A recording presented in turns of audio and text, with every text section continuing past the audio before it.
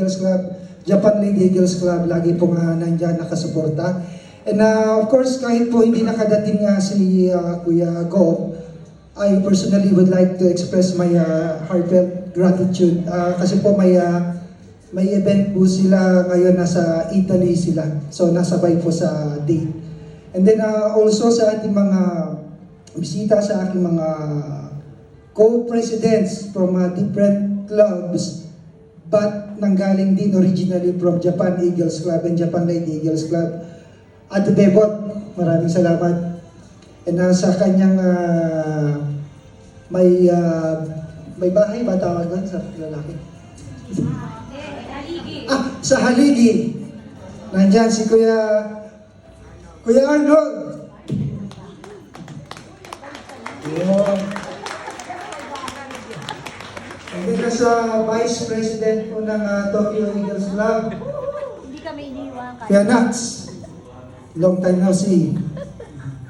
And then sa President po ng Gifu International Eagles Club, lagi din nakasuporta kay Kuya Ralph.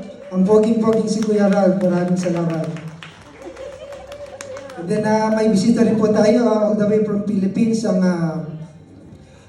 care chair po ng Makabayan Eagles Club, si Kuya Alex. Maraming salamat po sa pagbisita sa amin at isang karangalan din po na makasama namin kayo sa anniversary po namin.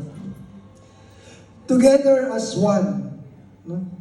Together as one. So, in 2 years, Japan Eagles Club and Japan Lady Eagles Club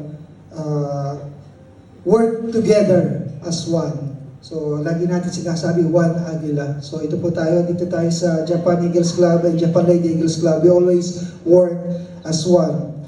So, looking back, these 2 years were full of memories, both happy and sad. It was also like a big movie, no? Kompleto, packed with action, full of dramas, a bit of suspense, and tons of comedies. So, ito po ang lahat ng nangyayari for within 2 years sa Japan Eagles Club and Japan Lady Eagles Club. Thus,